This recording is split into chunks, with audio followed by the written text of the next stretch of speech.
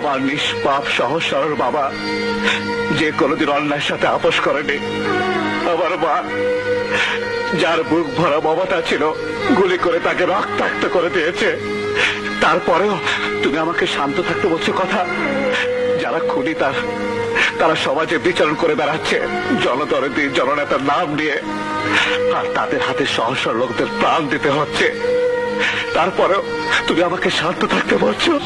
ওদের মুখোশ আমি খুলে দিব, প্রত্যেকটা খবরের কাগজে আমি ছাপাবো ওদের খুনের কথা, ওদের খুনের কথা। সরি, আমি পারবো না, আপনি আসুন। সব জায়গা থেকে তো চলে এসেছি।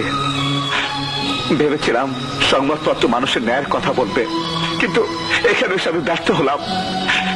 এদেশের সব মানুষগুলো বিক্রি হয়ে গেছে, সব মানুষগুলো বিক্রি হয়ে গেছে।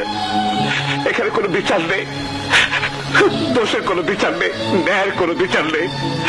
অন্যায়ের দাপটে ন্যায়ের কবর হয়ে গেছে, কবর হয়ে গেছে, কবর হয়ে গেছে।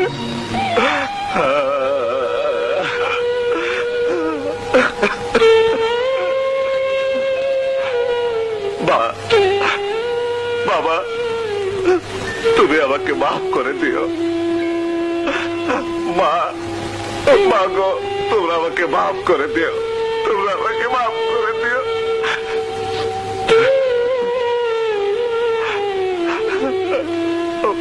ময়ূরী, হেলাল, আমার নিষ্পাপ সহজ সরল বাবা, যে কোনোদিন অন্যায়ের সাথে আপোষ করেনি। আমার মা, যার বুক ভরা মমতা ছিল, গুলি করে তাকে রক্তাক্ত করে দিয়েছে। তারপরেও তুমি আমাকে শান্ত থাকতে বলছো কথা। যারা খুনি তারা সমাজে বিচরণ করে বেড়াচ্ছে জনদরদি জননেতার নাম নিয়ে, আর তাদের হাতে সহজ সরল লোকদের প্রাণ দিতে হচ্ছে। তারপরেও তুমি আমাকে শান্ত থাকতে বলছো।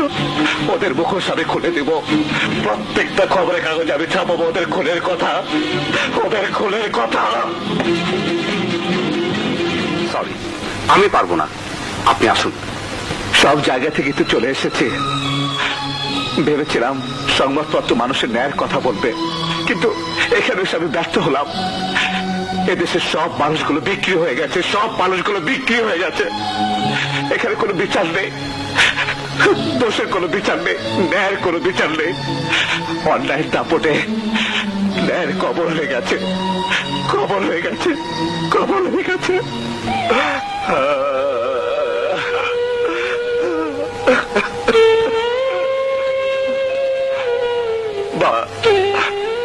বাবা, তুমি আমাকে মাফ করে দিও।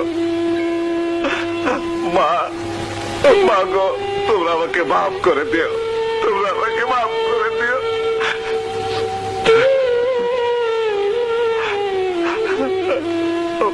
ময়ূরী, হেলাল, আমার নিষ্পাপ সহজ সরল বাবা,